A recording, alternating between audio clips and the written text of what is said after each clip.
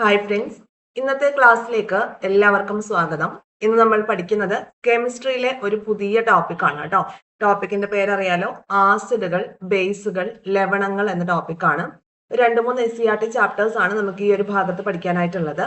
ഈ ഒരു ഭാഗത്ത് നിന്ന് റിപ്പീറ്റഡ് ആയിട്ട് PSC എക്സാമുകൾക്ക് ചോദ്യങ്ങൾ ചോദിക്കുന്നതാണ്. LP UP ആകട്ടെ അല്ലെങ്കിൽ 10th മെയിൻസ് ആവട്ടെ, അതിനൊക്കെ പഠിക്കുന്നവർക്ക് ഈ ഒരു ചാപ്റ്റർ നമുക്ക് ഒഴിച്ചുകൂടാൻ പറ്റാത്തൊരു ചാപ്റ്റർ ആണ്. കുറച്ച് ഹയർ ലെവൽ ക്വസ്റ്റ്യൻസ് ഒക്കെ ഈ ഒരു ഭാഗത്ത് നിന്ന് വരാറുണ്ട്. അപ്പൊ അതെല്ലാം നമുക്ക് പഠിച്ചെടുക്കാം. ആസിഡുകളും ബേസുകളും, ദ ന്യൂ SCERT 7th സ്റ്റാൻഡേർഡിലെ സെക്കൻഡ് ലെസൺ ആണ് കേട്ടോ. ആസിഡുകളും ബേസുകളും. ഇപ്പോൾ ഒരുപാട് എക്സ്പെരിമെന്റ്സിലൂടെയാണ് ഈ ഒരു ചാപ്റ്റർ മുന്നോട്ട് പോകുന്നത്. നമുക്ക് ആ ഭാഗമൊന്നും ആവശ്യമില്ല. കുറെ വസ്തുക്കളൊക്കെ കുട്ടികൾക്ക് പരിചയപ്പെടുത്തിയിട്ട് അതിന്റെ രുചി നോക്കുക. അപ്പൊ ആ പുളി രുചി വരുന്നത് എന്തുകൊണ്ടാണ്, പുളി രുചിയുള്ളത് ആസിഡുകൾ കാരണമാണ് എന്ന് പറഞ്ഞുകൊണ്ട് ആസിഡുകളെ കുറിച്ച് കുട്ടികൾക്ക് പരിചയപ്പെടുത്തി കൊടുക്കുകയാണ്. ഓക്കെ, അപ്പോ നമുക്ക് ആദ്യം ഇവിടെ ലിറ്റ്മസ് പേപ്പർ എന്താന്നിട്ടുണ്ട് നമുക്ക് അറിയുന്ന കാര്യങ്ങളാണ് അല്ലെ. ലിറ്റ്മസ് പേപ്പർ എന്താന്നൊക്കെ നമുക്ക് അറിയാം. ഈ എക്സ്പെരിമെന്റ്സ് ഒക്കെ ചെറിയ ക്ലാസ്സുകളിലൊക്കെ നമ്മൾ ചെയ്തിട്ടുള്ളതാണ്. +2 ലാബുകളിൽ ചെയ്തിട്ടുള്ളതാണ്. ഓക്കെ, അപ്പൊ ലിറ്റ്മസ് പേപ്പർ എന്താണ് എന്ന് ആദ്യം നോക്കാം. മരങ്ങളിലും പാറകളിലും മറ്റും പറ്റിപ്പിടിച്ചു വളരുന്ന സസ്യവിഭാഗമായിട്ടുള്ള ചിലയിനം ലൈക്കണുകളുടെ സത്തിൽ നിന്ന് നിർമ്മിക്കുന്ന ചായമാണ് ലിറ്റ്മസ്. എന്താണ്? മരങ്ങളിലും പാറകളിലും മറ്റും പറ്റിപ്പിടിച്ച് വളരുന്ന സസ്യവിഭാഗമായിട്ടുള്ള ചിലയിനം ലൈക്കണുകളുടെ സത്തിൽ നിന്ന് നിർമ്മിച്ചെടുക്കുന്ന ഒരു ചായമാണ് ലിറ്റ്മസ് എന്ന് പറയുന്നത്. ഇത് നിറം മാറ്റം വഴി പദാർത്ഥങ്ങളുടെ സ്വഭാവം തിരിച്ചറിയാനായിട്ട് നമുക്ക് ഹെൽപ്പ് ചെയ്യുന്നുണ്ട്. ലൈക്കണുകളുടെ സത്ത് കടലാസിൽ പുരട്ടി ലിറ്റ്മസ് പേപ്പറും വെള്ളത്തിൽ ലയിപ്പിച്ച് ലിറ്റ്മസ് ലായനിയും ഉണ്ടാക്കുന്നു. നീല, ചുവപ്പ് നിറത്തിലുള്ള ലിറ്റ്മസ് പേപ്പറുകളും ലായനികളും സ്കൂൾ ലാബുകളിൽ ലഭ്യമാണ് എന്നൊരു വിവരം കൂടി തന്നിട്ടുണ്ട്. ഓക്കെ, അപ്പൊ ലിറ്റ്മസ് പേപ്പറിനെ കുറിച്ചാണ് ഏറ്റവും ആദ്യം നമുക്ക് പഠിക്കാനായിട്ട് തന്നിട്ടുള്ളത്. എന്താണ് ലിറ്റ്മസ് പേപ്പർ? നമ്മൾ കണ്ടിട്ടുള്ളതാണ് അല്ലെ. അതൊരു ലൈക്കണിൽ നിന്ന് ഉണ്ടാക്കിയെടുക്കുന്ന ഒരു ചായമാണ്. അപ്പൊ നിറം മാറ്റം വഴി പദാർത്ഥങ്ങളുടെ സ്വഭാവം തിരിച്ചറിയാനായിട്ട് ലിറ്റ്മസ് പേപ്പർ നമുക്ക് ഹെൽപ്പ് ചെയ്യുന്നുണ്ട്. ലിറ്റ്മസ് ഉപയോഗിച്ചിട്ട് ലിറ്റ്മസ് പേപ്പറും അതുപോലെ തന്നെ ലിറ്റ്മസ് ലായനിയും ഉണ്ടാക്കുന്ന കാര്യമാണ്. ഓക്കെ, അപ്പൊ ലിറ്റ്മസ് പേപ്പർ എന്ന് പറയുമ്പോൾ എന്താണ്? ഒരു ഫിൽട്ടർ പേപ്പർ എടുക്കുക, അതിൽ ലിറ്റ്മസ് ലായനിയിൽ അത് മുക്കുക, അത് മുക്കിയിട്ട് അത് ഉണക്കി എടുക്കുക കേട്ടോ. അപ്പൊ ഉണക്കിയ ശേഷം നമുക്ക് എന്ത് ചെയ്യും? ലിറ്റ്മസ് പേപ്പർ അവൈലബിൾ ആവും. അപ്പൊ നോക്കിയേ, ഈ ലിറ്റ്മസ് ബ്ലൂ ലിറ്റ്മസിനെ റെഡ് ആക്കുന്നത് ആസിഡ് ആണ്. നമ്മൾ ഓൾറെഡി പഠിച്ചൊരു കാര്യമാണ്. ഒരു കോഡിലൂടെ നമ്മൾ കഴിഞ്ഞൊരു ക്ലാസ്സിൽ പഠിച്ചൊരു കാര്യമാണ്. ബ്ലൂ ലിറ്റ്മസിനെ റെഡ് ആക്കുന്നത് എന്താണ്? അത് ആസിഡ് ആണ്. ബ്ലൂ ലിറ്റ്മസിനെ റെഡ് ആക്കുന്നത് ആസിഡ് ആണ്. അപ്പൊ ഈ ഒരു കോഡ് നിങ്ങൾ പഠിച്ചു വെച്ചേക്കാട്ടോ. ഓക്കെ, മറ്റൊരു അർത്ഥത്തിലൊന്നും എടുക്കരുത്. ജസ്റ്റ് ഈ ഒരു കോഡ് പഠിച്ചു വെക്കുക. ബ്ലൂ ലിറ്റ്മസിനെ റെഡ് ആക്കുന്നത് ആസിഡ് ആണ്. അങ്ങനെയെങ്കിൽ റെഡ് ലിറ്റ്മസിനെ ബ്ലൂ ആക്കുകയാണെങ്കിൽ അത് എന്താണ്? ബേസ് ആയിട്ട് നമുക്ക് പരിഗണിക്കാം. അപ്പൊ ലിറ്റ്മസ് പേപ്പറുകളുടെ നിറം രണ്ടാണ്. എന്തൊക്കെ? നീല ലിറ്റ്മസ് പേപ്പർ ഉണ്ടായിരിക്കും, ചുവന്ന ലിറ്റ്മസ് പേപ്പർ ഉണ്ടായിരിക്കും. ഇനി ലിറ്റ്മസ് ലായനി ഉണ്ടാക്കുന്നത് എങ്ങനെയാണ്? ഈ ലിറ്റ്മസ് എടുത്തിട്ട് അതിന്റെ സത്തെടുക്കും എന്ന് പറഞ്ഞല്ലോ, ലൈക്കണുകളിൽ നിന്ന് സത്തെടുക്കും.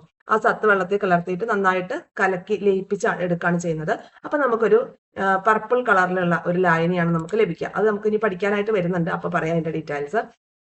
ഓക്കെ, ഇനി ഇവിടെ പരിചയപ്പെടുത്തിയിരിക്കുന്നത് എന്താണ്? കുറച്ച് അധികം കണ്ടോ, അവര് ഡെയിലി ലൈഫിൽ നമ്മൾ യൂസ് ചെയ്യുന്ന സോപ്പ് വെള്ളം, നാരങ്ങ നീര്, അപ്പക്കാര ലായനി, ചുണ്ണാമ്പ് വെള്ളം, ഇതൊക്കെ ആസിഡ് ആണോ ബേസ് ആണോ എന്ന് കുട്ടികൾക്ക് കണ്ടെത്താൻ വേണ്ടിയിട്ടാണ്. അതെങ്ങനെയാ കണ്ടെത്തുന്നത്? ഈ ലിറ്റ്മസിന്റെ ഹെൽപ്പോട് കൂടി കണ്ടെത്താനുള്ള പരീക്ഷണമാണ് കൊടുത്തിരിക്കുന്നത്. അപ്പൊ നമുക്ക് അതൊന്നും ആവശ്യമില്ല. നമുക്ക് അടുത്ത ഭാഗങ്ങളിലേക്ക് വരാം. ഓക്കെ, ദ്രാവകം വിനാഗിരി. ഈ വിനാഗിരി എന്താ ചെയ്യുന്നത്? നീല ലിറ്റ്മസ് പേപ്പറും ഉണ്ട്, ചുവന്ന ലിറ്റ്മസ് പേപ്പറും ഉണ്ട്. അപ്പൊ ഈ വിനാഗിരി എന്ന് പറയുമ്പോൾ ഇതെന്താ ചെയ്യുക? വിനാഗിരി ആസിഡ് ആണോ ബേസ് ആണോ എന്നുള്ളത് നമുക്കറിയാം അല്ലെ. കുട്ടികൾ അത് കണ്ടുപിടിക്കാൻ വേണ്ടിയിട്ടാണ്. അപ്പൊ കുട്ടികൾ എന്താണ്, ഈ ഒരു നീല ലിറ്റ്മസ് പേപ്പറിൽ ഈ വിനാഗിരി ഒഴിക്കുമ്പോൾ അവൾ എന്ത് ചെയ്യും?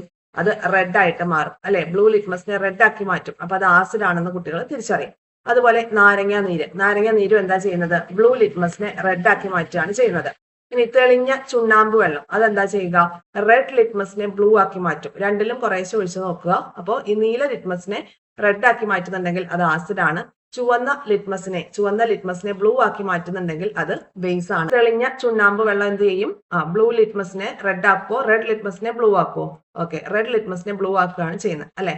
റെഡ് ലിറ്റ്മസിനെ ബ്ലൂ ആക്കും. അപ്പൊ അതുപോലെ നമ്മൾ കുറച്ച് എക്സാമ്പിൾസ് ഒക്കെ എടുത്ത് ചെയ്യാനാണ് പറഞ്ഞിരിക്കുന്നത്. ഇപ്പൊ തെളിഞ്ഞ ചാര വെള്ളമാണെന്നുണ്ടെങ്കിൽ അതെന്താ ചെയ്യുക? അത് ബേസ് ആണ് എന്ന് വെച്ചാൽ ബ്ലൂ ലിറ്റ്മസിനെ റെഡ് ആക്കുന്നതാണ്. കുട്ടികൾക്ക് കുറച്ച് എക്സ്പെരിമെന്റ് ആണ് കൊടുത്തിരിക്കുന്നത്. ഇപ്പൊ സോപ്പ് വെള്ളം നമ്മൾ എടുക്കുകയാണെങ്കിൽ അതും എന്താ ചെയ്യുക? ചുവന്ന ലിറ്റ്മസിനെ ബ്ലൂ ആക്കുകയാണ് ചെയ്യുന്നത്. അപ്പൊ കുറച്ച് എക്സ്പെരിമെന്റ് കുട്ടികൾക്ക് കൊടുത്തിരിക്കുകയാണ്. ഏതാണ്? നീല ലിറ്റ്മസിനെ ചുവപ്പാക്കിയത്, അതുപോലെ ചുവപ്പ് ലിറ്റ്മസിനെ നീലയാക്കിയത്. പഠിച്ചു വെക്കേണ്ട പോയിന്റ് ഇതേ ഉള്ളൂ. ഏത്? വീണ്ടും നമ്മൾ ആ കോഡ് ഒന്നുകൂടി എഴുതുന്നു. ഒരു കോഡ് പഠിക്കാവും, മറ്റേ നമുക്ക് ഈസി ആയിട്ട് കിട്ടുവേ. ബ്ലൂ ലിറ്റ്മസിനെ റെഡ് ആക്കുന്നത് എന്താണ്? ആസിഡ് ആണ്. ബ്ലൂ ലിറ്റ്മസിനെ റെഡ് ആക്കുന്നത് ആസിഡ് ആണ്. അങ്ങനെയെങ്കിൽ നമുക്കറിയാം എന്ത്? റെഡ് ലിറ്റ്മസിനെ ബ്ലൂ ആക്കുന്നത് എന്തായിരിക്കും? അത് ബേസ് ആയിരിക്കും. ഓക്കെ അല്ലേ? ബേസ് ആയിരിക്കും. ഓക്കെ ആണേ. അപ്പോൾ ഇത്രയും കാര്യങ്ങൾ നമ്മൾ ജസ്റ്റ് ഏതെങ്കിലും ഒരു കോഡ് ഒന്ന് പഠിച്ചു വെച്ചാൽ മതി. അപ്പൊ നമുക്ക് ഈസി ആയിട്ട് കിട്ടും. ബ്ലൂ ലിറ്റ്മസിനെ റെഡ് ആക്കുന്നത് ആസിഡ് ആണ്, റെഡ് ലിറ്റ്മസിനെ ബ്ലൂ ആക്കുന്നത് ബേസും ആണ്. അങ്ങനെയെങ്കിൽ നമ്മൾ ഈ പറഞ്ഞ നാരങ്ങ നീര്, അതുപോലെ മോര്, പിന്നെ എന്തൊക്കെയാ എക്സാമ്പിൾ ആയിട്ട് വരാം? തേങ്ങാവെള്ളം, കഞ്ഞിവെള്ളം, പാല്, ഇതൊക്കെ എന്താണ്? ആസിഡ് സ്വഭാവമുള്ളതാണ്. നീല ലിറ്റ്മസിനെ എന്ത് ചെയ്യുന്നു? റെഡ് ആക്കുന്നു. ഇനി ചുവപ്പ് ലിറ്റ്മസിനെ നീലയാക്കുന്നത് ചുണ്ണാമ്പ് വെള്ളം, സോപ്പ് വെള്ളം, പിന്നെന്താ അപ്പക്കാരത്തിന്റെ ലായനി, ഇതെല്ലാം എന്ത് ചെയ്യും? റെഡ് ലിറ്റ്മസിനെ ബ്ലൂ ആക്കും. അതായത് ബേസിക സ്വഭാവം കാണിക്കുന്നവയാണ് എന്ന്. ഇനി അടുത്തതിലോട്ട് വരാം. ഇവിടെ കണ്ടോ, ആസിഡ് എന്താണ്, ബേസ് എന്താണ് എന്ന് തന്നിട്ടുണ്ട്. നോക്കാം, ഡെഫിനിഷനിലൂടെ പോകാം. നീല ലിറ്റ്മസിനെ ചുവപ്പാക്കുന്ന പദാർത്ഥങ്ങൾ ആസിഡുകളാണ്. ഏറ്റവും ബേസിക് ആയിട്ടുള്ള ഡെഫിനിഷനാണ് ആസിഡിനെ കുറിച്ചും ബേസുകളെ കുറിച്ചും. കുറച്ചുകൂടെ കഴിയുമ്പോൾ നമ്മൾ ഓരോ സിദ്ധാന്തങ്ങളെ അടിസ്ഥാനമാക്കിയിട്ടുള്ള ഡെഫിനിഷൻസ് ഒക്കെ പഠിക്കും. ഇപ്പോൾ ആസിഡ് എന്താണ്, ബേസ് എന്താന്നുള്ളത് ഏറ്റവും ലോവർ ലെവലിലുള്ള ഡെഫിനിഷനാണ്. നീല ലിറ്റ്മസിനെ ചുവപ്പാക്കുന്ന പദാർത്ഥങ്ങളെല്ലാം ആസിഡുകളാണ്. കുട്ടികൾ വന്ന വഴി കണ്ടോ, എക്സ്പെരിമെന്റിലൂടെ കുട്ടികൾ അത് സമർത്ഥിച്ചെടുത്തേക്കാണ് അല്ലെ. നീല ലിറ്റ്മസിനെ ചുവപ്പാക്കുന്നത് ആസിഡാണ്, ചുവന്ന ലിറ്റ്മസിനെ നീലയാക്കുന്നത് ബേസ് ആണ് എന്ന കൺക്ലൂഷനിലേക്ക് ഇപ്പോൾ കുട്ടികൾ എത്തിയിട്ടുണ്ട്. ഓക്കെ അല്ലേ? നമുക്ക് ക്ലിയർ ആയല്ലോ ഇത്. ഇനി അടുത്തൊരു ഭാഗത്തേക്ക് വരാം. സൂചകങ്ങളെ കുറിച്ചാണ്. നിറം മാറ്റത്തിലൂടെ ആസിഡിനെയും ബേസിനെയും തിരിച്ചറിയാൻ സഹായിക്കുന്ന പദാർത്ഥങ്ങളെയാണ് സൂചകങ്ങൾ എന്ന് പറയുന്നത്. നമ്മളിപ്പോ മുകളിൽ പറഞ്ഞ ലിറ്റ്മസ് പേപ്പർ എന്താണ്? ഒരു സൂചകമാണ്. നിറം മാറ്റത്തിലൂടെ ആസിഡിനെയും ബേസിനെയും തിരിച്ചറിയാൻ സഹായിക്കുന്ന പദാർത്ഥങ്ങളെ സൂചകങ്ങൾ അല്ലെങ്കിൽ ഇൻഡിക്കേറ്റേഴ്സ് എന്ന് പറയുന്നു. സൂചകങ്ങൾ അല്ലെങ്കിൽ ഇൻഡിക്കേറ്റേഴ്സ്. അപ്പൊ അതിൽ നമ്മൾ പറഞ്ഞ ഈ ലിറ്റ്മസ് പേപ്പർ എന്താണ്? ഒരു ഇൻഡിക്കേറ്ററിന് ഉദാഹരണമാണ് അല്ലെ. നിറം മാറ്റത്തിലൂടെ ആസിഡിനെയും ബേസിനെയും തിരിച്ചറിയാൻ ലിറ്റ്മസ് പേപ്പർ ഹെൽപ്പ് ചെയ്യുന്നുണ്ട്. അതുകൊണ്ട് ലിറ്റ്മസ് പേപ്പർ എന്താണ്? ഒരു സൂചകമായിട്ട് പ്രവർത്തിക്കുന്നുണ്ട്.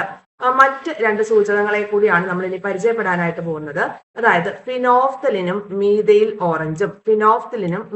ഓറഞ്ചും ആണ് നമ്മൾ പഠിക്കാനായിട്ട് പോകുന്നത്. ഇമ്പോർട്ടന്റ് ആയിട്ടുള്ള രണ്ട് സൂചകങ്ങളാണ്, ഇൻഡിക്കേറ്റേഴ്സ് ആണ് കേട്ടോ. അപ്പൊ നോക്കാം.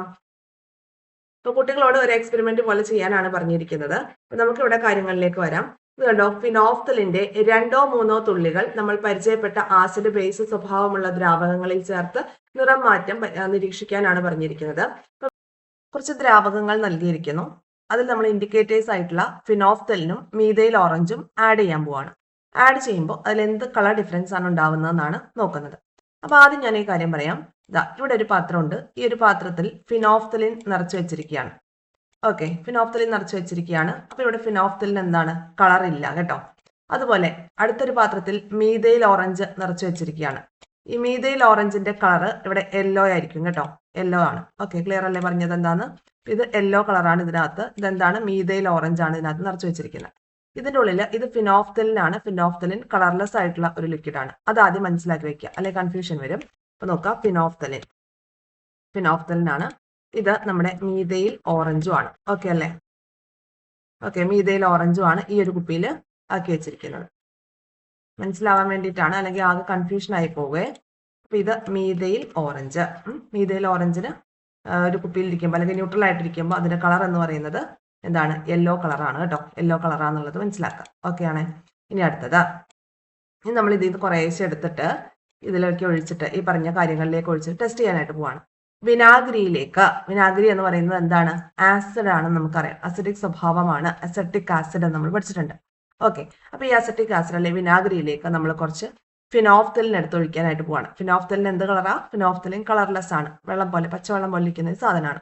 അപ്പോൾ ഈ ഫിനോഫ്തലിൻ നമ്മൾ വിനാഗിരിയിലേക്ക് ഒഴിച്ചു. വിനാഗിരി എന്ന് പറയുന്നത് ആസിഡ് ആണ്. അപ്പൊ ഇവിടെ എന്താണ്? കളർ ഉണ്ടാവുമോ? കളർ വ്യത്യാസം ഉണ്ടാവുമോ? എന്താണ്? കളർലെസ് ആയിരിക്കും കേട്ടോ. കളർലെസ്. ഓക്കെ, ഇനി കുറച്ച് വിനാഗിരി എടുത്തിട്ട് നമ്മൾ അതിലേക്ക് കുറച്ച് മീഥൈൽ ഓറഞ്ച് ഒഴിക്കാനായിട്ട് പോവാണ്. മീഥൈൽ ഓറഞ്ച് ഒഴിക്കുമ്പോൾ എന്ത് വ്യത്യാസമാണ് ഉണ്ടാവുക? മീഥൈൽ ഓറഞ്ചിന് ഒരു മഞ്ഞ കളറാണ്.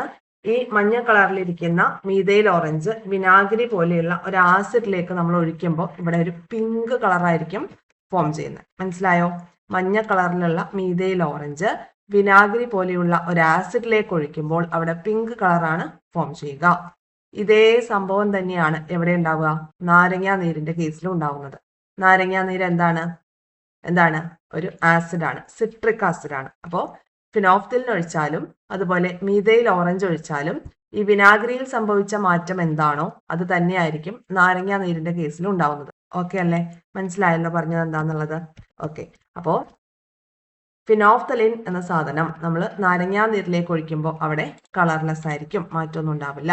അതുപോലെ മീഥൈൽ ഓറഞ്ച് നാരങ്ങാ നീരിലേക്ക് ഒഴിക്കുമ്പോൾ അവിടെ പിങ്ക് കളറുമായിരിക്കും ഉണ്ടാവുന്നത്. ഇത്രയും കാര്യങ്ങൾ ഓക്കെ അല്ലേ? ഇനി അടുത്തത് നമ്മൾ ചെയ്യാനായിട്ട് പോകുന്നത് തെളിഞ്ഞ ചുണ്ണാമ്പ് വെള്ളം. തെളിഞ്ഞ ചുണ്ണാമ്പ് വെള്ളത്തിലേക്ക് നമ്മൾ ഇനി ഫിനോഫ്തലിൻ ചേർക്കാൻ വേണ്ടി പോവാണ് കേട്ടോ. തെളിഞ്ഞ ചുണ്ണാമ്പ് വെള്ളത്തിലേക്ക് ഫിനോഫ്തലിൻ ചേർക്കുകയാണ്. ഓക്കെ. ഫിനോഫ്തലിൻ കളർലെസ് ആയിട്ടുള്ള ഒരു കാര്യമാണെന്ന് നമുക്കറിയാം. ആസിഡിൽ അതിന്റെ നിറവ്യത്യാസം ഒന്നുമില്ല.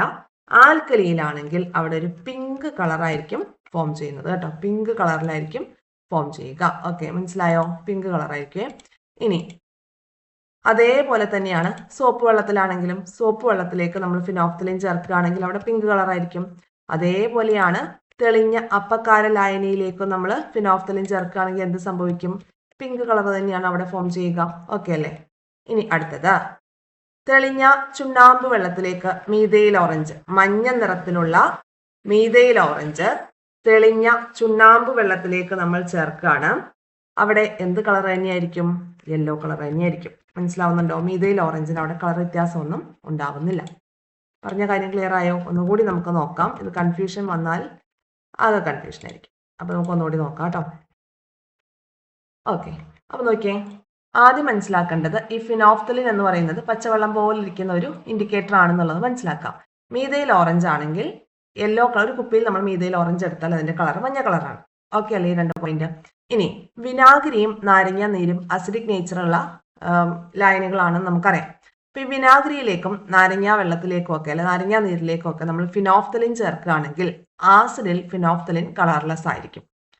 മീഥൈൽ ഓറഞ്ച് ആണ് ചേർക്കുന്നതെങ്കിൽ ആസിഡിൽ മീഥൈൽ ഓറഞ്ചിന് ഒരു പിങ്ക് കളറായിരിക്കും ഫോം ചെയ്യുക. ഈ മഞ്ഞ കളർ മാറിയിട്ട് ആസിഡിക് ലായനിയിൽ പിങ്ക് കളറായിരിക്കും ഈ മീഥൈൽ ഓറഞ്ചിന് ഉണ്ടാവുന്നത്. ഓക്കെ അല്ലേ? അപ്പോൾ ആസിഡിന്റെ കേസ് കഴിഞ്ഞു. ഇനി നമുക്ക് ബേസിക സ്വഭാവമുള്ള ലായനികളിലേക്ക് നോക്കുമ്പോൾ എക്സാമ്പിൾ ആയിട്ട് ചുണ്ണാമ്പ് വെള്ളം, സോപ്പ് വെള്ളം, അപ്പക്കാര ലായനി, ഇതിന്റെയൊക്കെ കേസിൽ ഫിനോഫ്തലിൻ നമ്മൾ ആഡ് ചെയ്യുമ്പോൾ അത് പിങ്ക് കളറായിട്ട് മാറും. ഓക്കെ, ആ ഒരു ലായനി പിങ്ക് കളറായിട്ട് മാറും. അപ്പൊ നമുക്ക് എന്ത് മനസ്സിലാക്കാം? അത് ബേസ് ആണെന്ന് മനസ്സിലാക്കാം. ഓക്കെ, ഇനി ഈ പറഞ്ഞ ചുണ്ണാമ്പ് വെള്ളം, സോപ്പ് വെള്ളം, അപ്പക്കാര ലായനി, ഇതിലേക്കൊക്കെ മീഥൈൽ ഓറഞ്ച് ആണ് ചേർക്കുന്നതെങ്കിൽ മീഥൈൽ ഓറഞ്ചിന് ഓൾറെഡി യെല്ലോ കളർ അല്ലേ? ആ യെല്ലോ കളർ തന്നെയായിരിക്കും ഇവിടെ. അതിന് വേറെ മാറ്റങ്ങളൊന്നും ഉണ്ടാവില്ല. ഓക്കെ അല്ലേ? പറഞ്ഞ കാര്യം ക്ലിയർ ആയല്ലോ? അടുത്ത ഭാഗത്തേക്ക് വരാം. അപ്പോൾ വിനാഗിരി, നാരങ്ങ നീര്, മോര്, പുളി എന്നിവയുടെ രുചി എന്താണ്? ഒരു പുളി രുചിയാണ് അല്ലെ? അപ്പൊ നോക്കിയേ, പോയിന്റിലേക്ക് വരികയാണ്. എല്ലാ ആസിഡുകൾക്കും പുളി രുചിയാണ്. എല്ലാ ആസിഡുകൾക്കും പൊതുവെ പുളി രുചിയായിരിക്കും ഉണ്ടാവുക. എല്ലാ ബേസുകൾക്കും കാര രുചിയായിരിക്കും ഉണ്ടാവുന്നത്. സോപ്പ്, അപ്പക്കാരം എന്നിവയുടെ രുചി ഒരേപോലെയാണ്. ഈ ഒരു രുചിയാണ് കാര രുചി എന്ന് പറയുന്നത്. ബേസിക സ്വഭാവമുള്ള ഒരു പദാർത്ഥമാണ് സോപ്പ്. ഓക്കെ, അപ്പോ സോപ്പ്, അപ്പക്കാരം എന്നിവ ബേസിക സ്വഭാവമുള്ളത്. വിനാഗിരി, മോര്, നാരങ്ങ ഇതൊക്കെ എന്താണ്? ബേസിക സ്വഭാവമുള്ളതാണ്. എല്ലാ ആസിഡുകൾക്കും പുളി രുചിയാണുള്ളത്. എല്ലാ ബേസുകൾക്കും കാര രുചിയാണുള്ളത്. അപ്പൊ ആസിഡുകളെ സംബന്ധിച്ചും ബേസുകളെ സംബന്ധിച്ചും രണ്ടാമത്തെ പോയിന്റ് ആണ് പഠിക്കുന്നത്. ഫസ്റ്റ് പോയിന്റ് എന്താ പഠിച്ചത്? ലിറ്റ്മസിന്റെ കേസിൽ ബ്ലൂ ലിറ്റ്മസിനെ റെഡ് ആക്കുന്നത് ആസിഡ് ആണെന്ന് പഠിച്ചു. എല്ലാ ആസിഡുകൾക്കും പുളി രുചിയാണുള്ളതെന്ന് പഠിച്ചു അല്ലെ? പിന്നെ മീഥൈൽ ഓറഞ്ച് അല്ലെങ്കിൽ ഫിനോഫ്തലിൻ പോലെയുള്ള ഇൻഡിക്കേറ്റേഴ്സ് യൂസ് ചെയ്യുമ്പോൾ ആസിഡിലും ബേസിലും ഉണ്ടാവുന്ന കളർ ചേഞ്ച് എന്താന്നുള്ളതും പഠിച്ചു. ഇനി അടുത്തത് നമ്മൾ സാർവിക സൂചകം എന്താന്നുള്ളതൊന്ന് വായിച്ചിട്ട് ബാക്കി ഭാഗത്തേക്ക് വരാം. അപ്പൊ സാർവിക സൂചകം എന്താ? Universal indicators. ഒരേ സമയം ആസിഡിനെയും ബേസിനെയും തിരിച്ചറിയാൻ ഉപയോഗിക്കുന്ന ഒരു സൂചകമാണ് സാർവിക സൂചകം. ഒരേ സമയം ആസിഡിനെയും ബേസിനെയും തിരിച്ചറിയാനായി ഉപയോഗിക്കുന്ന ഒരു സൂചകമാണ് സാർവിക സൂചകം. പല സൂചകങ്ങളുടെയും ഒരു മിശ്രിതമാണിത്. ഇതിന്റെ ഏതാനും തുള്ളി ആസിഡുകളിലോ ബേസുകളിലോ ചേർക്കുമ്പോൾ അവയുടെ സ്വഭാവവും തീവ്രതയും അനുസരിച്ച് പല നിറങ്ങൾ ലഭിക്കുന്നു. കുപ്പിക്ക് പുറത്തുള്ള എന്താ ഉള്ളത്? കുപ്പിക്ക് പുറത്തുള്ള കളർ ചാർട്ടുമായി താരതമ്യം ചെയ്ത് ദ്രാവകത്തിന്റെ സ്വഭാവവും തീവ്രതയും കണ്ടെത്താനായിട്ടും സാധിക്കും.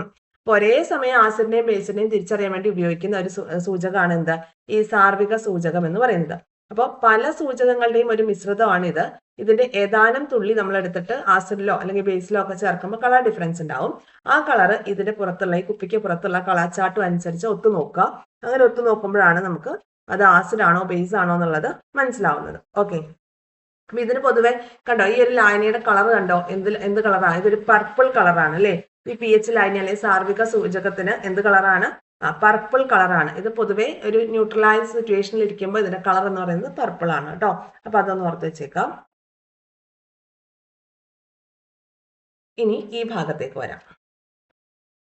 ഇനി നോക്കിയേ, ദ്രാവകങ്ങൾക്ക് വഴുവഴുപ്പ് അനുഭവപ്പെടുന്നു. അതായത് ബേസിക സ്വഭാവമുള്ള ദ്രാവകങ്ങൾക്ക് പൊതുവെ എന്തായിരിക്കും, ഒരു വഴുവഴുപ്പ് അനുഭവപ്പെടുന്നുണ്ട്. അതുകൂടി നോട്ട് ചെയ്ത് വെച്ചേക്കാം. ഇനി ഈ ഒരു ബോക്സ് നമുക്ക് നോക്കാം. ഓക്കെ, ഇപ്പൊ നമ്മൾ പറഞ്ഞ 1-2 കാര്യങ്ങളൊക്കെയാണ് ഈ ഒരു ഭാഗത്തേക്ക് വരുന്നത്. അപ്പൊ ഇവിടെ നോക്കാം. ആസിഡുകൾ എന്ന് പറയുമ്പോൾ ഫസ്റ്റ് പോയിന്റ് നമ്മൾ പറഞ്ഞു എന്താണ്, നീല ലിറ്റ്മസിനെ ചുവപ്പാക്കുന്നു എന്ന് പറഞ്ഞു അല്ലെ. നീല ലിറ്റ്മസിനെ ചുവപ്പാക്കുന്നത് ആസിഡാണ്. അങ്ങനെയെങ്കിൽ ബേസിന്റെ ഭാഗത്ത് എന്ത് പോയിന്റ് എഴുതുക, റെഡ് ലിറ്റ്മസിനെ ബ്ലൂ ആക്കുന്നത്, റെഡ് ലിറ്റ്മസിനെ ബ്ലൂ ആക്കുന്നത് ബേസ് ആണെന്നുള്ളത് എഴുതാം, ഫസ്റ്റ് പോയിന്റ്. ഇനി ഇത് പുളി രുചിയാണെന്നൊരു പോയിന്റ് നമ്മൾ പഠിച്ചിട്ടുണ്ടായിരുന്നു. ആസിഡിന് പുളി രുചിയാണ്, ബേസുകൾക്ക് എന്താ, കാര രുചിയാണ്.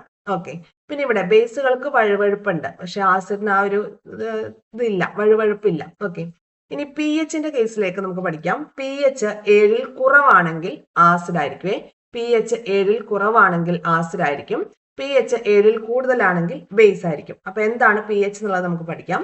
ഇനി കുറച്ച് എക്സാമ്പിൾ കൂടി പറഞ്ഞാലോ. ഇപ്പൊ ഇത്രയും സമയം നമ്മൾ പഠിച്ച എക്സാമ്പിൾസ് ഏതൊക്കെ വരും, ഓർത്ത് നോക്കിയേ. നാരങ്ങ നീര് വരും അല്ലെ, തൈര്, മോര്, അങ്ങനെയുള്ള പുളി രുചിയുള്ള സാധനങ്ങളൊക്കെ എവിടെ വരുന്നതാ, ആസിഡിന്റെ അണ്ടറിൽ വരുന്നതാ. കൂടാതെ തേങ്ങാവെള്ളം, കഞ്ഞിവെള്ളം, പാല്, ഇതൊക്കെ സ്ലൈറ്റ്ലി ആസിഡിക് നേച്ചറുള്ള കാര്യങ്ങളാണ്. ഓക്കെ, ഇപ്പൊ തേങ്ങാവെള്ളമൊക്കെ ഉണ്ടല്ലോ, നമ്മൾ പൊട്ടിച്ചൊരു ഗ്ലാസ്സിൽ എടുത്ത് വെക്കുകയാണെങ്കിൽ അതിൽ പഞ്ചസാരയൊക്കെ ഇട്ട് നമ്മൾ അപ്പത്തിലൊക്കെ ചേർക്കില്ലേ, അത് മാവ് പുളിക്കാൻ വേണ്ടിയിട്ടൊക്കെ ചേർക്കും അല്ലെ. അപ്പൊ അത് എന്താണ്, സ്ലൈറ്റ്ലി ആസിഡിക് നേച്ചർ ഉള്ളതാണ് കേട്ടോ. ഇനി ബേസിലേക്ക് വരുമ്പോൾ നമ്മൾ സോപ്പ് വെള്ളം, സോപ്പ്, പിന്നെ ചാരവെള്ളം, ചുണ്ണാമ്പ് വെള്ളം, ഇതൊക്കെ എന്താണ്, അപ്പക്കാര ലായനി, ഇതൊക്കെ ബേസിന് എക്സാമ്പിൾ ആയിട്ട് വരുന്ന കാര്യങ്ങളാണ്. ഇനി pH ആണ് നമ്മൾ പഠിക്കാനായിട്ട് പോകുന്നത്. pH നമുക്കറിയാലോ എന്താണ്, പൊട്ടൻഷ്യൽ ഓഫ് ഹൈഡ്രജൻ എന്നാണ് pHന്റെ ഫുൾ ഫോം. ഓക്കെ, ഈ pH എന്നുള്ളത് എങ്ങനെ എഴുതുന്നത്, pH എന്നുള്ളത് എഴുതുന്നത് ഈ രീതിയിലാണ്. P സ്മോൾ ലെറ്ററും അതിന്റെ ജസ്റ്റ് റേസ് ടു പോലെ നമ്മൾ എഴുതൂലേ, അതുപോലെ P എഴുതുക. അതിന്റെ തൊട്ട് മേളിൽ ക്യാപിറ്റൽ ലെറ്ററിലാണ് H എഴുതേണ്ടത്. പൊട്ടൻഷ്യൽ ഓഫ് ഹൈഡ്രജൻ എന്നാണ് ഈ pH എന്നതുകൊണ്ട് ഉദ്ദേശിക്കുന്നത് കേട്ടോ, pH. അപ്പൊ pH 7 കുറവാണെങ്കിൽ അതെന്താണ്, അത് ആസിഡ് ആണ്. 7 കുറവാണെങ്കിൽ ആസിഡ്, 7 കൂടുതലാണെങ്കിൽ അത് ബേസ്. ഓക്കെ, 7 കൂടുതലാണെങ്കിൽ അത് ബേസിക നേച്ചറുള്ള ലായനിയുമാണ് എന്നാണ് മനസ്സിലാക്കേണ്ടത്. ഓക്കെ, അപ്പൊ pH എന്താന്നുള്ളത് നമ്മൾ ഈ ചാപ്റ്ററിൽ പഠിക്കും കേട്ടോ. ഓക്കെ, അപ്പൊ നമുക്ക് അടുത്തൊരു ഭാഗത്തോട്ട് പോകാലോ.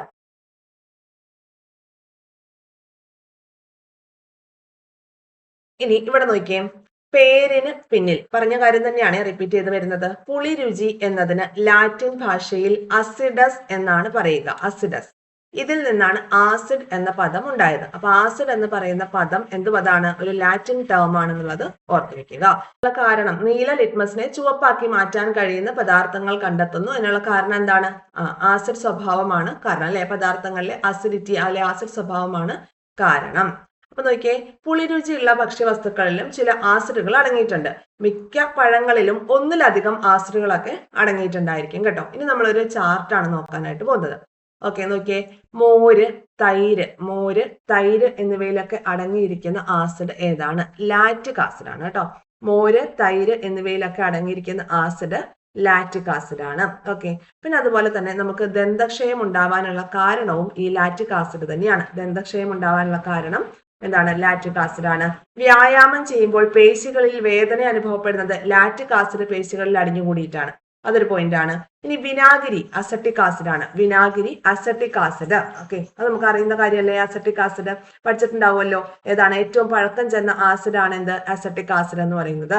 ഇനി നാരങ്ങ സിട്രിക് ആസിഡ് അല്ലെ, നാരങ്ങ സിട്രിക് ആസിഡ്. ഇനി ഇവിടെ നോക്കിയേ, നെല്ലിക്കയിൽ ധാരാളം വൈറ്റമിൻ സി അടങ്ങിയിട്ടുണ്ട്. നെല്ലിക്കയും നാരങ്ങയും തമ്മിൽ മാറിപ്പോവരുത്. നെല്ലിക്കയിൽ ധാരാളം വൈറ്റമിൻ സി അടങ്ങിയിട്ടുണ്ട്. ഇനി വൈറ്റമിൻ സി അസ്കോർബിക് ആസിഡ് ആണ്. അപ്പൊ നെല്ലിക്കയിലുള്ളതും ഏതാണ്, അസ്കോർബിക് ആസിഡ് ആണ്.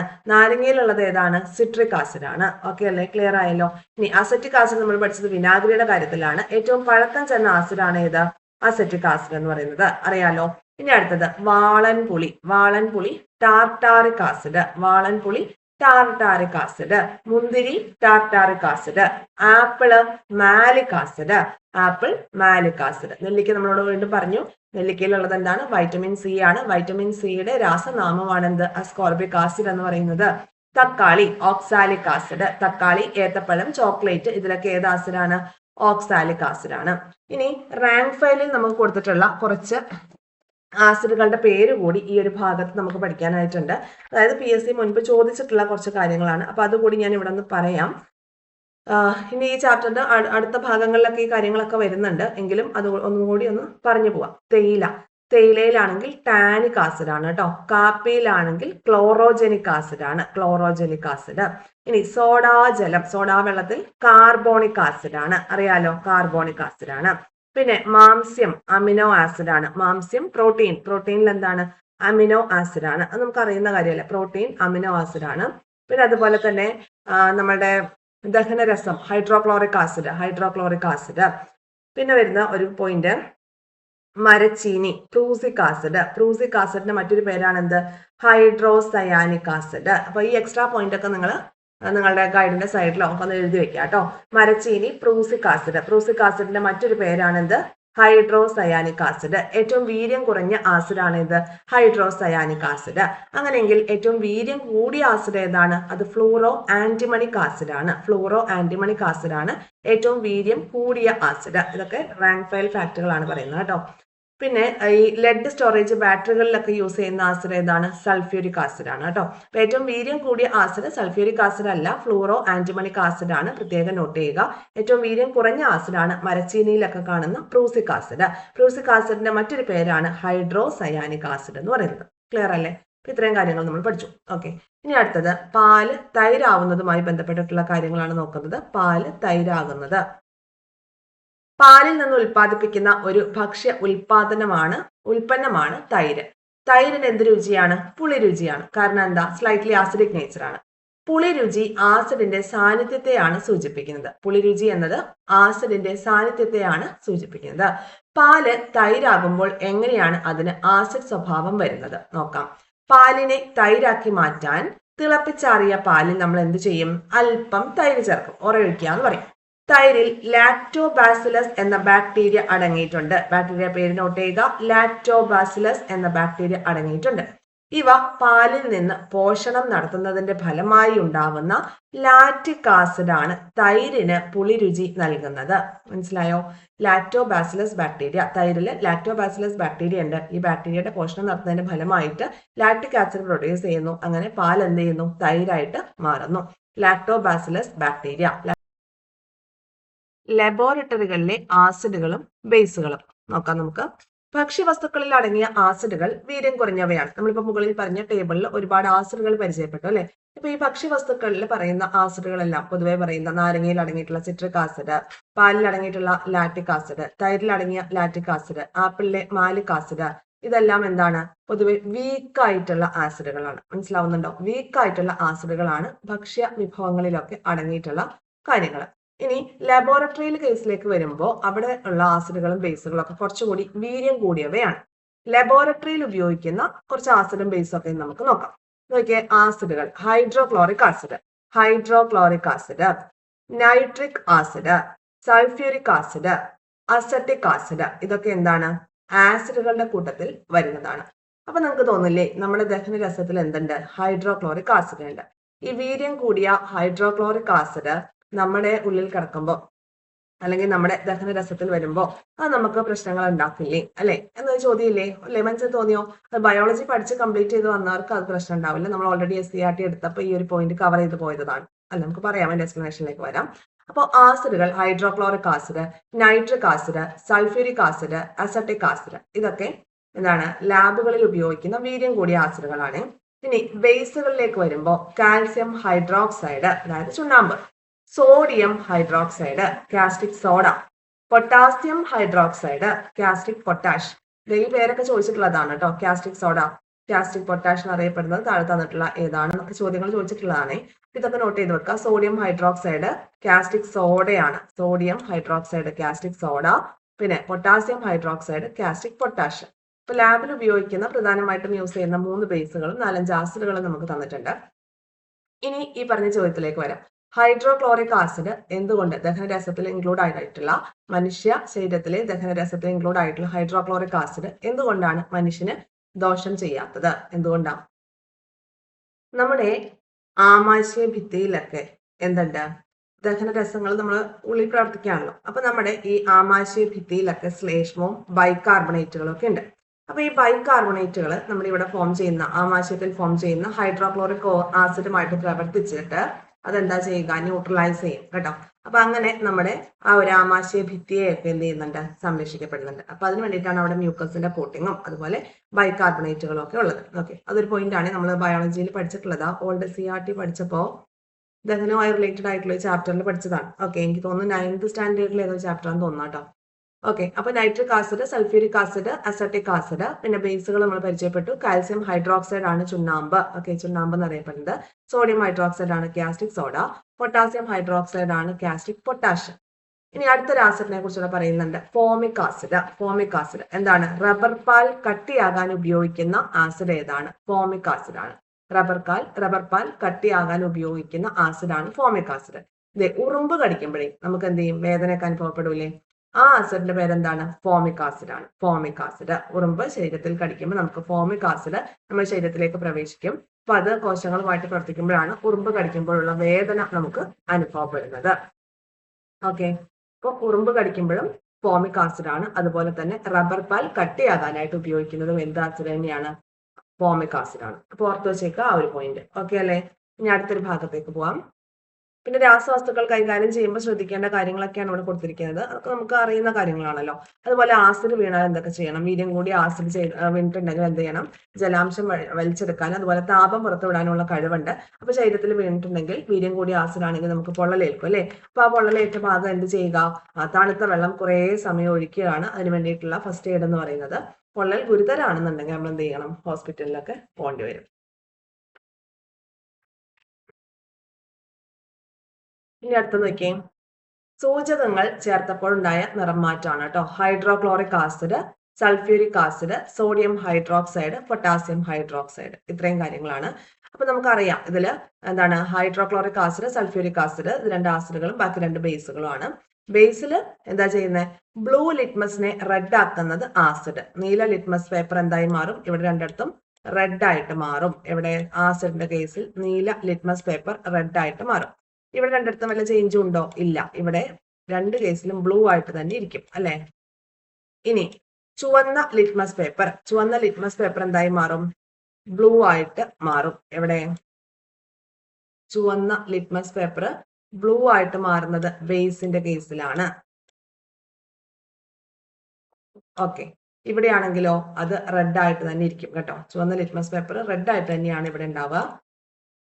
റെഡ് ആയിരിക്കും, ഇവിടെയും റെഡ് ആയിട്ട് തന്നെ ഇരിക്കും. ഇനി അടുത്തത് മീഥൈൽ ഓറഞ്ച്, ഫിനോഫ്തലിൻ. ഈ കേസ് നിങ്ങൾക്ക് അറിയാലോ. ഫിനോഫ്തലിൻ ആസിഡുകളിലാവുമ്പോൾ എന്താണ്? അതിന് കളർ ഡിഫറൻസ് ഒന്നും ഉണ്ടാവില്ല. No colour change. ഇവിടെ ഒരു കളർ ചേഞ്ച് ഉണ്ടാവില്ല. പക്ഷെ ഇപ്പുറത്തേക്ക് വരുമ്പോ എന്താണ്? ബേസിലേക്ക് വരുമ്പോൾ മീഥൈൽ ഓറഞ്ച് ചേർക്കുന്നതിന് എന്ത് കളറായിരിക്കും? ഒരു പിങ്ക് നിറമായിരിക്കും. Pink colour. ഓക്കെ, പിങ്ക് കളറായിരിക്കും പൊട്ടാസ്യം ഹൈഡ്രോക്സൈഡിന്റെ കേസിൽ. ഇനി മീഥൈൽ ഓറഞ്ച് ആസിഡിൽ എന്ത് കളർ കൊടുക്കും? പിങ്ക് കളർ കൊടുക്കും. മീഥൈൽ ഓറഞ്ച് ആസിഡിൽ ഒരു പിങ്ക് കളർ കൊടുക്കും. അതുപോലെ അതുപോലെ സോഡിയം ഹൈഡ്രോക്സൈഡും പൊട്ടാസ്യം ഹൈഡ്രോക്സൈഡിലേക്കും വരുമ്പോൾ ആൽക്കലിയിലാകുമ്പോൾ ഒരു യെല്ലോ കളർ, ഒരു യെല്ലോയിഷ് ഷെയ്ഡ് ആയിരിക്കും കൊടുക്കുന്നത്. മനസ്സിലാവുന്നുണ്ടല്ലോ അല്ലെ? നമുക്ക് ഈ മൗസ് പോയിന്റ് കൊണ്ട് ഇങ്ങനെയാണ് ചെയ്യാനായിട്ട് പറ്റുള്ളൂ. ഓക്കെ, അത് നമുക്ക് റെഡി ആക്കാം. കോഴ്സ് ഒക്കെ തുടങ്ങുമ്പോഴേക്കും നമുക്ക് ഒരു പെൻ ടാബ് റെഡി ആക്കാം കേട്ടോ. ഓക്കെ, അപ്പൊ hydrochloric acid, sulphuric acid, methyl orange ചേർക്കുമ്പോൾ എന്ത് കളറാണ് ഉണ്ടാവുക? പിങ്ക് കളറായിരിക്കും ഉണ്ടാവുന്നത്. പിങ്ക് എന്നാണ് ഉദ്ദേശിച്ചത്. ഓക്കെ, ഇനി സോഡിയം ഹൈഡ്രോക്സൈഡിലും പൊട്ടാസ്യം ഹൈഡ്രോക്സൈഡിലും യെല്ലോ കളർ ഉണ്ടായിരിക്കും. ഫിനോഫ്തലിൻ പൊതുവെ ഒരു കളർലെസ് ആയിട്ടുള്ള ലിക്വിഡ് ആണ്. അപ്പോൾ ആസിഡിൽ ചേർക്കുമ്പോൾ അതിന് കളർ ഡിഫറൻസ് ഒന്നും ഉണ്ടാവില്ല. നോ കളറാണ് കേട്ടോ. പച്ചവെള്ളം പോലെ തന്നെ ഇരിക്കും. സോഡിയം ഹൈഡ്രോക്സൈഡിലും പൊട്ടാസ്യം ഹൈഡ്രോക്സൈഡിലും പിങ്ക് കളറായിട്ട് ഫിനോഫ്തലിൻ മാറും. കാരണം അത് 2 ബേസിക സ്വഭാവമുള്ളതാണ്. ഇനി നീല ലിറ്റ്മസ് പേപ്പർ റെഡ് ആവുന്നത് ആസിഡുകളിലാണ്. ബേസിൽ ആ നീല ലിറ്റ്മസ് നീലയായിട്ട് തന്നെ ഇരിക്കും. പിന്നെ ചുവന്ന ലിറ്റ്മസ് പേപ്പർ ആണെങ്കിൽ ചുവന്ന ലിറ്റ്മസ് പേപ്പർ ബ്ലൂ കളർ ആവുന്നത് എപ്പോഴാണ്? ബേസുകൾ ആഡ് ചെയ്യുമ്പോഴാണ്. ഇനി ശരീരത്തിനുള്ളിലും ആസിഡോ, അതാണ് ഇപ്പൊ നമ്മൾ പറഞ്ഞ ഹൈഡ്രോക്ലോറിക് ആസിഡിന്റെ കാര്യം. ശരീരത്തിൽ എന്തുണ്ട്, ആസിഡ് പ്രൊഡ്യൂസ് ചെയ്യുന്നുണ്ട്. എന്നാൽ മാത്രമാണ് നമ്മുടെ ആഹാരത്തിന് ഡൈജഷൻ പോസിബിൾ ആവുള്ളൂ. ആഹാരത്തിന്റെ ദഹനത്തെ സഹായിക്കാനായിട്ട് ആമാശയത്തിൽ ഹൈഡ്രോക്ലോറിക് ആസിഡ് ഉൽപ്പാദിപ്പിക്കുന്നുണ്ട്. ചിലരിൽ ഇതിന്റെ ഉൽപാദനം കൂടുന്നതിന്റെ ഫലമായി ഉണ്ടാകുന്ന രോഗാവസ്ഥയാണ് അസിഡിറ്റി. അപ്പോൾ അസിഡിറ്റി കൂടുമ്പോൾ ആമാശയത്തിനുള്ളിൽ നീറ്റൽ, നെഞ്ചരിച്ചിൽ, പുളിച്ചു തികട്ടൽ, മലബന്ധം എന്നിവ ഉണ്ടാകും. അപ്പൊ ഈ ഒരു ആസിഡിനെ നിർവീര്യമാക്കാൻ വേണ്ടിയിട്ട് ആന്റാസിഡുകൾ നമ്മൾ യൂസ് ചെയ്യും. ഡോക്ടർമാർ അതിന് പരിഹാരമായി നമുക്ക് തരുന്നതാണ് എന്ത്, ആന്റാസിഡുകൾ എന്ന് പറയുന്നത്. ജലൂസില് അതുപോലെയുള്ള ആന്റാസിഡുകൾ യൂസ് ചെയ്യുമ്പോൾ നമ്മുടെ ഈ ആസിഡിറ്റി പ്രോബ്ലം കുറയും, അല്ലെ? അപ്പൊ ശരീരത്തിനുള്ളിലെ ഹൈഡ്രോക്ലോറിക് ആസിഡ് നമ്മൾ അതിന്റെ ഉൽപാദനം കൂടുതലായിട്ട് വരുമ്പോഴാണ് അസിഡിറ്റി പ്രോബ്ലം ഉണ്ടാവുന്നത്. അസിഡിറ്റിയുടെ എന്താണ് സിംറ്റംസ് ആയിട്ട് നമുക്ക് ഫീൽ ചെയ്യുന്നതാണ് ആമാശയത്തിനുള്ളിലെ നീറ്റല്, നെഞ്ചരിച്ചിൽ, പുളിച്ചു തീർട്ടൽ, മലബന്ധം എന്നിവ. അപ്പൊ ആസിഡിനെ നിർവീര്യമാക്കാൻ വേണ്ടിയിട്ട് ബേസിക സ്വഭാവമുള്ള ആന്റാസിഡുകളാണ് നമുക്ക് പൊതുവെ തരുന്നത്, ജലൂസിന് പോലെയുള്ള ആന്റാസിഡുകൾ. ഇനി ആസിഡും ലോഹങ്ങളും നോക്കാം. ആസിഡും ലോഹങ്ങളും എക്സ്പെരിമെന്റ് ആണ് കൊടുത്തിരിക്കുന്നത്. എക്സ്പെരിമെന്റ് വായിക്കുന്നില്ല, വായിച്ചാൽ നമ്മുടെ ക്ലാസ്സിന്റെ ലെങ്ത് കൂടും. ഹൈഡ്രജന്റെ ഡീറ്റെയിൽസ് നോക്കാം. അതിനു മുമ്പ് ഈ ഒരു എക്സ്പെരിമെന്റ് റിസൾട്ട് ആയിട്ട് ഫൈനൽ നിരീക്ഷണം എന്താണ്? ആസിഡുകൾ ലോഹങ്ങളുമായി പ്രവർത്തിക്കുമ്പോൾ ഹൈഡ്രജൻ ഉണ്ടാകുന്നു. ആസിഡുകൾ ലോഹങ്ങളുമായി പ്രവർത്തിക്കുമ്പോൾ പുറത്തു വരുന്ന വാതകം ഏതാണ്? PYQ ആണ്, ഹൈഡ്രജൻ ആണ്. കത്തുന്ന വാതകമാണ് ഹൈഡ്രജൻ.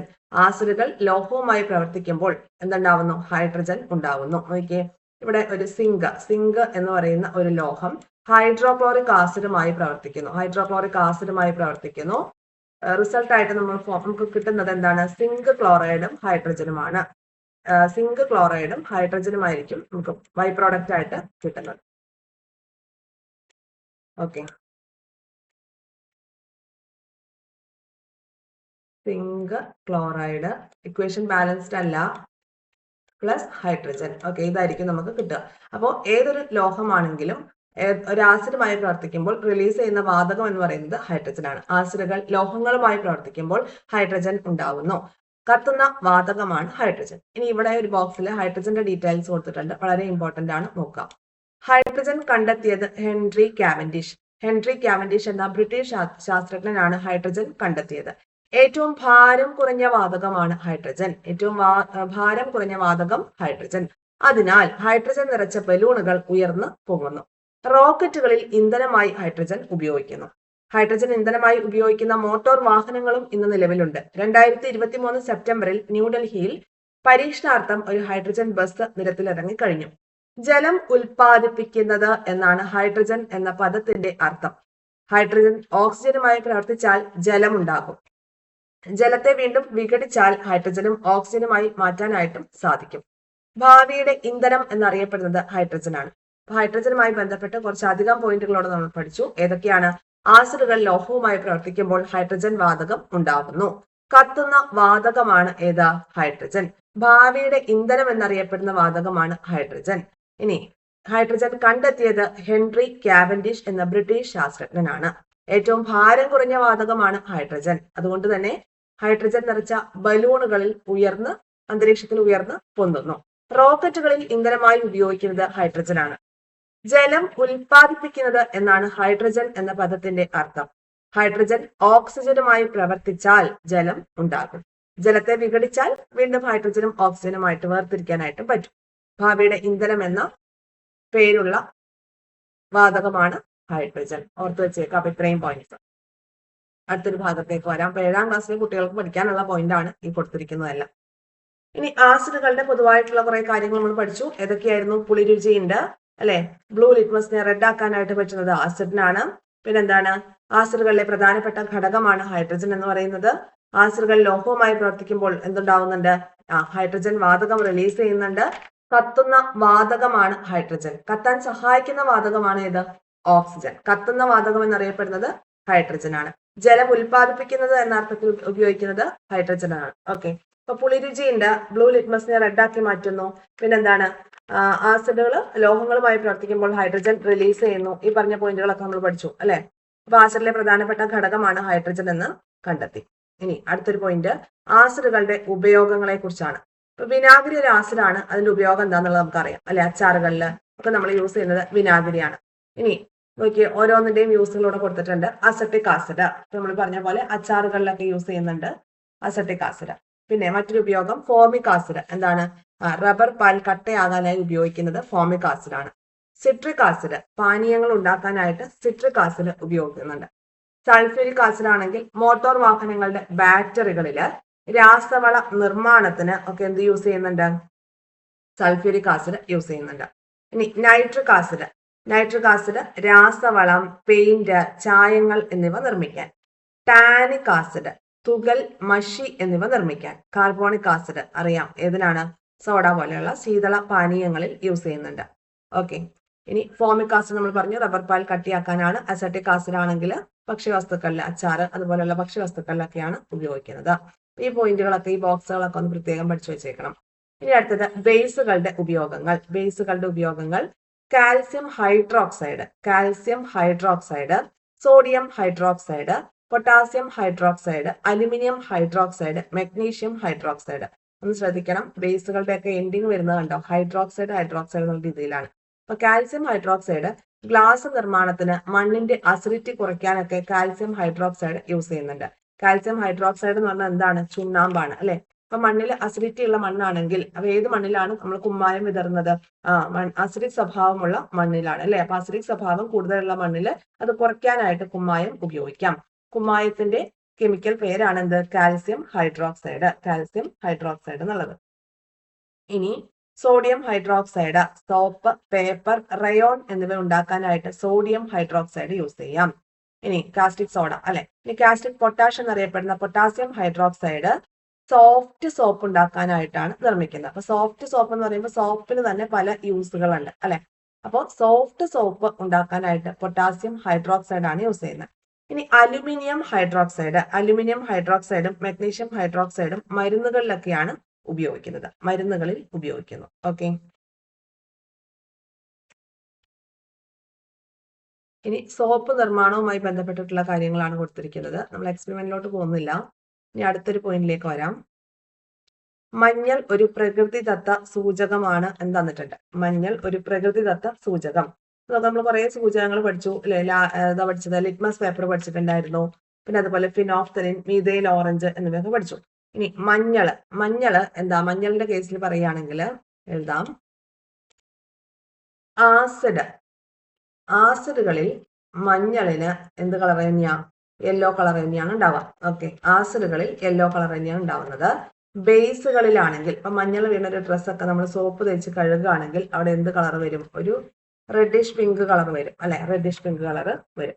അപ്പൊ മഞ്ഞള് ബേസിലാണ് റെഡ് കളർ കാണിക്കുന്നത്. ഇത് ഓർത്താൽ മതി. നമ്മൾ ഡ്രസ്സിൽ വീണ ഒരു വൈറ്റ് ഡ്രസ്സ്, അതിൽ എന്തെങ്കിലും ഒരു മഞ്ഞളോ കറിയോ എന്തെങ്കിലും ഒന്നും വീണു, നമുക്കത് സോപ്പിട്ട് നമ്മൾ തേച്ചാൽ ആ ഒരു കളർ എന്തായിട്ട് മാറും? റെഡ് കളറായിട്ട് മാറും. ഓക്കെയാണ്. ഇനി അടുത്തൊരു ഭാഗം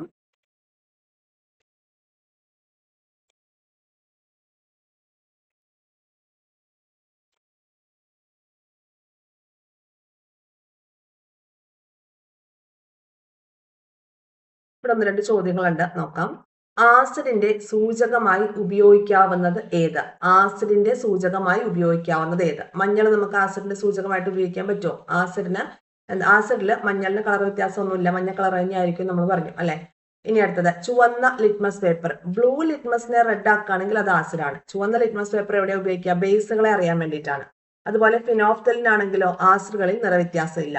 അതേസമയം പതിമുഖമാണെങ്കിലോ, പതിമുഖം എന്ന് വെച്ചാൽ നമ്മൾ വെള്ളം തിളപ്പിക്കാൻ യൂസ് ചെയ്യുന്ന സാധനം. ഈ പതിമുഖം ആസിഡിൽ നിറവ്യത്യാസം ഉണ്ടാവും, ബേസിൽ കളർ വ്യത്യാസം ഉണ്ടാവില്ല. അതിന് എക്സാമ്പിൾ ആയിട്ട് നമുക്ക് പറയുന്നത്, ഇപ്പോ പതിമുഖം ഇട്ട് തിളപ്പിച്ച ആ ഒരു പിങ്ക് കളറിലുള്ള വെള്ളം ഉണ്ടല്ലോ, ആ പിങ്ക് കളറിലുള്ള വെള്ളം എടുത്ത് ഒരു ഗ്ലാസ്സിലേക്ക് എടുക്കുക. അതിലേക്ക് നമ്മൾ ഒരു മുറി നാരങ്ങ പിഴിഞ്ഞാൽ എന്തായിരിക്കും? അതിന് നിറം മങ്ങും. ആ ഒരു പിങ്ക് കളറിലിരുന്ന ആ ഒരു പതിമുഖം എന്ത് ചെയ്യും? കളർ മങ്ങുന്നതായിട്ട് കാണാനായിട്ട് പറ്റും കേട്ടോ. അപ്പൊ ആസിഡിന്റെ സൂചകമായി ഉപയോഗിക്കാവുന്നത് പതിമുഖമാണ്. ഓട്ടോമൊബൈൽ ബാറ്ററികളിൽ ഉപയോഗിക്കുന്ന ആസിഡ് ഏതാണ്? സൾഫ്യൂരിക് ആസിഡ് ആണ്. Sulphuric acid. ഓക്കെ. പിന്നെ ഈ ഒരു ആക്ടിവിറ്റി നമ്മൾ ചെയ്യാം. താഴെ കൊടുത്തിരിക്കുന്ന പ്രസ്താവനകൾ പരിശോധിച്ച് ആസിഡുകൾക്ക് യോജിക്കുന്നവയും ബേസുകൾക്ക് യോജിക്കുന്നവയും തരംതിരിച്ച് പട്ടികപ്പെടുത്തുക. പുളിരുചി ഉണ്ട്. ഏതാണ് പുളിരുചിയുള്ളത്? ഏതിനാണ് പുളിരുചിയുള്ളത്? ആസിഡുകൾക്കാണ്. നമ്മൾ പഠിച്ചിട്ടുണ്ട് പുളിരുചിയുള്ളത് ഏതിനാണ്? ആസിഡുകൾക്കാണ്. ആസിഡ്. ഓക്കെ. പുളിരുചി ആസിഡ്. ഫിനോഫ്തലിൻ ചേർത്താൽ പിങ്ക് നിറമാവുന്നത് എവിടെയാണ്? ബേസിലാണ്. ബേസ്. വഴുവഴുപ്പുണ്ട്. ഏതിനാണ് വഴുവഴുപ്പുള്ളത്? ബേസിനാണ് വഴുവഴുപ്പുള്ളത്. മീതയിൽ ഓറഞ്ച് ചേർത്താൽ ഇളം പിങ്ക് നിറം ലഭിക്കുന്നു. ഇളം പിങ്ക് നിറം ലഭിക്കുന്നത് എവിടെയാണ്? ആസിഡുകളിലാണ്. പതിമുഖത്തിന്റെ നിറം മഞ്ഞ കളറാകുന്നു. എവിടെയാണ്? ആസിഡുകൾ ചേർക്കുമ്പോഴാണ്. അല്ലെ, പതിമുഖം ഒരു ലൈറ്റ് പിങ്ക് കളറിലായിരിക്കുക അല്ലെ. അതിലേക്ക് നമ്മളൊരു മുറി നാരങ്ങ പിഴിഞ്ഞാൽ അതിന്റെ കളർ എന്തായി മാറും? ഒരു ലൈറ്റ് മഞ്ഞ കളറായിട്ടാണ് മാറുക കേട്ടോ. ഓക്കെ, ലൈറ്റ് മഞ്ഞ കളറിലേക്ക് വരും. നിറം മങ്ങും നമ്മൾ പറഞ്ഞില്ലേ, അത് മഞ്ഞ കളറായിട്ടാണ് വരിക. ഇനി ചുവപ്പ് ലിറ്റ്മസിനെ നീലയാക്കും. ചുവപ്പ് ലിറ്റ്മസിനെ, റെഡ് ലിറ്റ്മസിനെ ബ്ലൂ ആക്കുന്നത് എവിടെയാണ്? ബേസിലാണ്. ലോഹങ്ങളുമായി പ്രവർത്തിച്ച് ഹൈഡ്രജൻ ഉണ്ടാക്കും. ഇപ്പൊ നമ്മളത് ആസിഡിന്റെ കേസിലാണ് പഠിച്ചിരിക്കുന്നത്. പക്ഷെ അത് ബേസിന് കൂടി ആപ്ലിക്കബിൾ ആണ്. അത് നമ്മൾ വലിയ ക്ലാസ്സിൽ എത്തുമ്പോൾ അത് പഠിക്കും കേട്ടോ. ഇവിടെ ആസിഡും വരും ബേസും വരും കേട്ടോ. അപ്പൊ ആ ഒരു ചാപ്റ്റർ പഠിച്ചു കഴിയുമ്പോൾ നമുക്കത് കിട്ടും. കാരരുചി എന്ന് പറയുന്നത് ഏതിനാ? ബേസിനാണ് ഉള്ളത്. ഈ ഒരു ചാപ്റ്റർ അനുസരിച്ച് ലോഹങ്ങളുമായി പ്രവർത്തിച്ച് ഹൈഡ്രജൻ സ്വതന്ത്രമാക്കുന്ന ഏതാണ്? ആസിഡുകൾ എന്നാണ് നമ്മൾ പഠിച്ചത്. ഓക്കെ അല്ലേ? അത് വലിയ ചാപ്റ്ററിൽ നമ്മൾ പഠിക്കുമ്പോൾ ഈ ഒരു പോയിന്റ് വരുവേ. അപ്പൊ ഇത്രയും കാര്യങ്ങളാണ് നമുക്ക് ഈ ഒരു ചാപ്റ്ററിൽ ഉള്ളത്. ആസിഡുകൾ, ബേസുകൾ, ലവണങ്ങൾ ഈ ഒരു ചാപ്റ്ററുമായി റിലേറ്റ് ചെയ്തിട്ടുള്ള ഏറ്റവും ബേസിക് ആയിട്ടുള്ള കാര്യങ്ങളാണ് നമ്മൾ ഇന്ന് പഠിച്ചത്. 7th സ്റ്റാൻഡേർഡിലെ സെക്കൻഡ് ലെസൺ ഇതോടുകൂടി കംപ്ലീറ്റ് ആയി. ഇനി തൊട്ടടുത്ത ദിവസം പുതിയൊരു ചാപ്റ്ററായി വീണ്ടും നമുക്ക് കാണാം. നമ്മുടെ ചാനൽ സബ്സ്ക്രൈബ് ചെയ്യാതെ കാണുന്നവരൊക്കെ ചാനൽ സബ്സ്ക്രൈബ് ചെയ്ത് സപ്പോർട്ട് ചെയ്യുക, ഷെയർ ചെയ്ത് ഫ്രണ്ട് സർക്കിളിലേക്ക് കൂടി എത്തിക്കുക. കൂടാതെ ടെലഗ്രാം ചാനലിലേക്ക് കൂടി ജോയിൻ ചെയ്യുക. Thank you all.